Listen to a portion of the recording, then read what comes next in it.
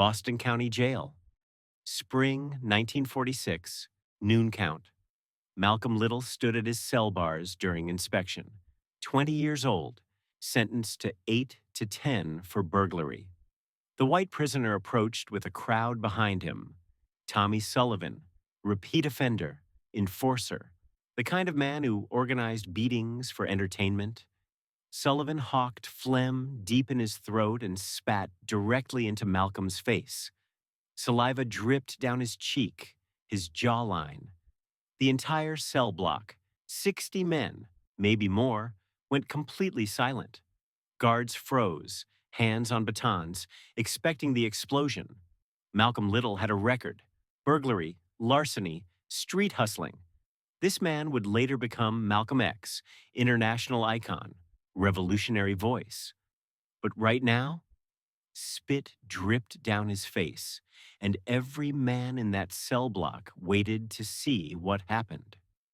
Next, what Malcolm did in the next 10 seconds defied every prison rule, every survival instinct. It was so unexpected, so impossible, that it changed Sullivan's life forever. Malcolm Little had entered Boston County Jail in February 1946. 20 years old, sentenced to 8 to 10 years for running a burglary ring across Boston. On the streets, they'd called him Detroit Red, hustler, thief, numbers runner, the kind of young criminal who thought he was untouchable until the judge's gavel came down. Prison intake processed him like everyone else, stripped, searched, cataloged. They confiscated his belongings, including the white handkerchief folded carefully in his breast pocket. Then, unusually, they returned it. Small mercies in a hard place.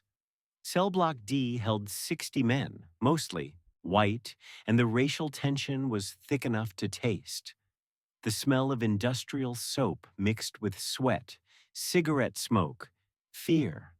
Malcolm had an 8th grade education, but he read constantly, anything he could get his hands on. Public records showed he'd been arrested with accomplices, stolen goods recovered from multiple locations. Inside, hierarchy ruled everything. Racial divisions ran deep, and violence was the currency that bought respect. Malcolm was assigned to a cell near where Tommy Sullivan's crew operated. Sullivan watched him that first week. Waited, planned. Spring arrived, and Malcolm refused to play the game. He wouldn't join the racial conflicts that erupted like clockwork. He kept to himself, read his books, observed everything. Time ni point fives. Tommy Sullivan was 34, a career criminal who'd spent more years inside than out. He saw Malcolm's refusal as weakness, something to exploit. Sullivan had a reputation: enforcer, organizer of beatings, the man who kept order through fear. Malcolm's half-sister Ella visited when she could, brought him books. He studied the dictionary, wrote letters, started mapping out something in his head that he couldn't quite name yet. This was before the Nation of Islam, before the transformation, before Malcolm X existed. He was just Malcolm Little, convict number 22843, trying to survive. Sullivan's crew kept pressuring him to pick a side, to join their racial battles. Malcolm's response was always the same: polite refusal, then back to his reading. The tension built like a storm, gathering. Sullivan wasn't the type to let things go. He was planning something public, something that would force Malcolm's hand. April 1946. Sullivan orchestrated the moment with precision. Noon count meant maximum visibility. Guards present, everyone at their cell bars, nowhere to hide. Sullivan's calculation was simple: spitting was the ultimate disrespect. Prison code was absolute. You respond with violence or you lose all status, become a target for everyone. Malcolm knew this. Everyone knew this. The morning of the incident, Malcolm folded his white handkerchief with the same careful attention his mother had taught him years before the state institutionalized her in 1939. That handkerchief was his last connection to her dignity lessons, to a world before everything fell apart. Sullivan approached during count, and the crowd gathered like sharks sensing blood. 60 witnesses, guards watching, no escape route. The setup was complete. Sullivan stood close enough that Malcolm could smell the cigarettes on his breath, see the cold calculation in his eyes. Then Sullivan hawked deep and spat directly into Malcolm's face. The moment stretched like taffy. Saliva hit Malcolm's cheek and began its slow slide down toward his jaw. His eyes closed reflexively, his jaw tightened. The entire cell block fell into a silence so complete you could hear the radiator pipes ticking in the corner. Even the guards froze, hands moving instinctively toward their batons, waiting for the explosion. Prison logic was ironclad. Malcolm had to fight back, or he'd become a target forever, marked as weak, prey for anyone who wanted to take a shot. Sullivan stood there grinning, waiting for the violence he'd orchestrated. Malcolm's hand moved, and every man in that cell block tensed. 60 pairs of eyes tracked his movement as he reached toward his breast pocket. Time seemed to suspend itself, stretching that second into something infinite. Malcolm removed the white handkerchief slowly, deliberately, like he had all the time in the world.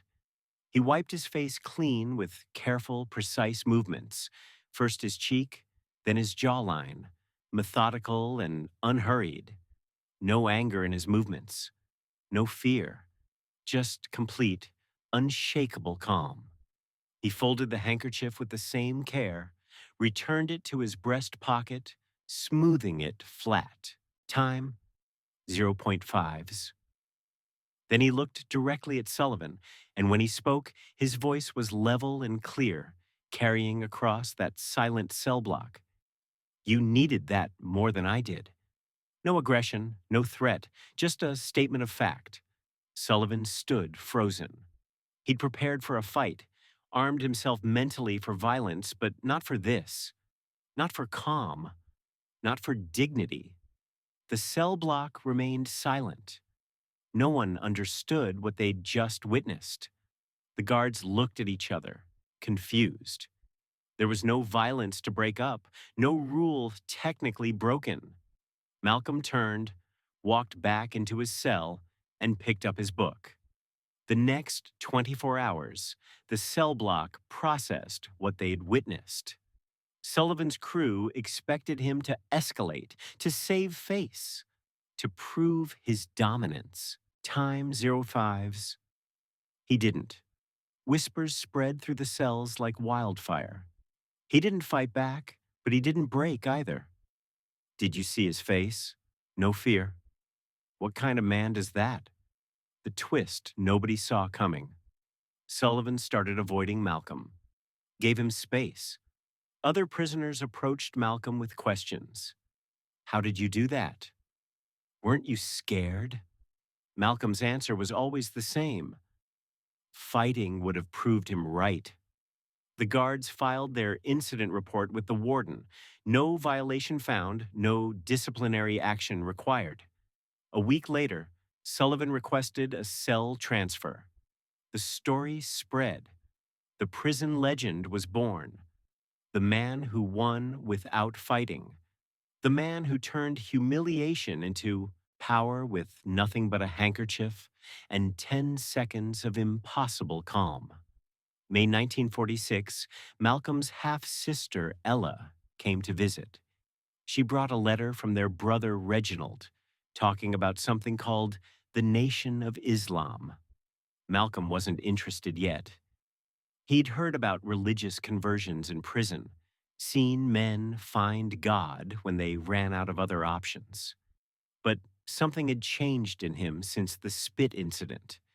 He'd discovered something about dignity, about how it didn't require violence, how strength could look different than what he'd always thought. He started teaching other prisoners to read, sharing his books, explaining words from the dictionary he was working through cover to cover. Sullivan watched from a distance, and something was shifting in him too. Everyone thought Malcolm was weak, that he'd simply been too scared to fight. That was the false certainty. The reality was different. He'd discovered a kind of strength that didn't need fists, that couldn't be taken away by bars or guards or men like Sullivan. 3 prisoners asked him for reading lessons. Then 5, then 8. June 1946. Sullivan finally approached Malcolm, and the conversation nobody expected happened in the yard during exercise period. "Why didn't you hit me?" Sullivan asked. Malcolm looked at him directly. "Because that's what you expected." Sullivan stood there, and something crumbled in his face. He revealed what Malcolm had already guessed. He'd wanted Malcolm to attack, wanted to prove his racial theories, wanted confirmation that black prisoners were animals who couldn't control themselves. Time, 0.5s. Malcolm's response had broken Sullivan's entire worldview. "I've never seen anyone do that," Sullivan said quietly. "They didn't become friends. Prison doesn't work that way." But understanding shifted between them, subtle as smoke. Sullivan stopped organizing racial violence in Cellblock D. Other prisoners noticed. The tension that had been constant background noise began to decrease. The guards couldn't explain it, couldn't point to any policy change or new rule. The cell block just got quieter, calmer. An ordinary moment, 10 seconds, one handkerchief, created extraordinary impact. Fall 1946, Malcolm received another letter from Reginald about Elijah Muhammad and the Nation of Islam. This time, he read it differently. The handkerchief incident had taught him that transformation was possible, that men could change, that he could change. He started correspondence with the nation, requesting religious materials. Prison records show the requests, document the shift. The cell block noticed more reading, more writing, longer hours of study. Sullivan told the story of the spit incident to new inmates, and the story spread like ripples in water. The man who won with a handkerchief. Violence in cell block D dropped 40% over 6 months. The warden investigated, trying to understand what had changed. He credited Malcolm's calming influence in official reports, though he couldn't explain exactly what that meant. 1947. Malcolm fully embraced the Nation of Islam's teachings, began the transformation that would turn Malcolm Little into Malcolm X. But the foundation was the handkerchief moment. He realized his mother's dignity lessons, tested in that prison yard, had shown him a new path. Sullivan was transferred to a different facility in December 1947. Before he left, he gave Malcolm an unexpected gift, a dictionary, worn and marked up. "You taught me something," Sullivan said. "Learn everything." Malcolm kept that dictionary until his release, studied it until the spine broke, until he'd absorbed every word. The logistics of transformation, daily study, constant letters, rigid discipline. The chain of decisions was clear looking back. Refuse violence, choose study, embrace faith, build toward leadership. Prison records show Malcolm became a model prisoner, the kind of inmate guards pointed to as proof that rehabilitation worked. 1952. Malcolm Little was released from Boston County Jail. He carried almost nothing with him, just books, letters, and that white handkerchief still carefully folded. The name change to Malcolm X came shortly after, when he joined the Nation of Islam officially. He became Minister Malcolm X by 1954, rose quickly through the organization. His public speeches often referenced his prison transformation, the years of study, the discipline he'd learned inside. But he never told the spit story publicly. It was too personal, too raw. The people who'd served with him spread it anyway. He won a fight without throwing a punch. 10 seconds that changed everything. Sullivan's later life remains unclear in records, but one fact stands out. He never returned to prison, unusual for a repeat offender with his history. The discovery that dignity could be a weapon stronger than violence had rippled outward, touched more lives than anyone could count. Malcolm X's ministry from 1954 to 1964 was built on those prison lessons. He taught Nation of Islam members about discipline, dignity, strategic nonviolence when it served their goals. The personal cost was real. Old prison contacts resurfaced. Some brought threats, some wanted favors. The moral complexity was real too. Malcolm's later advocacy included armed self-defense, protection of community. But the handkerchief moment proved he understood the power of restraint, knew when dignity served better than violence. Sullivan's fate disappeared into the gaps of historical record, but his impact in Cellblock D was documented. The legend persisted, told to new inmates for decades, the man who got spat on and won anyway. In 1963, Malcolm mentioned prison lessons in a magazine interview, but never gave details. The transformation had cost him distance from his criminal past, earned him new enemies, put him on a path that would end in violence. But the lesson remained. Sometimes 10 seconds of impossible calm could change more than years of fighting. February 21st, 1965. Malcolm X was assassinated at the Audubon Ballroom in Manhattan, cut down by gunfire while preparing to speak. Police recovered his personal effects: wallet, glasses, and a white handkerchief, carefully folded in his breast pocket. The same handkerchief from Boston County Jail. It had traveled from prison humiliation to international stages, from Cellblock D to the Audubon, carried through every transformation. It was there at the beginning of Malcolm X, and there at the end.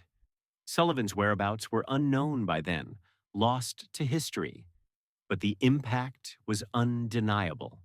A moment of restraint that rippled across decades. Prison archives confirm the Cellblock D story through multiple guard reports, inmate testimonies. The handkerchief was eventually donated to a civil rights museum, where it remains today.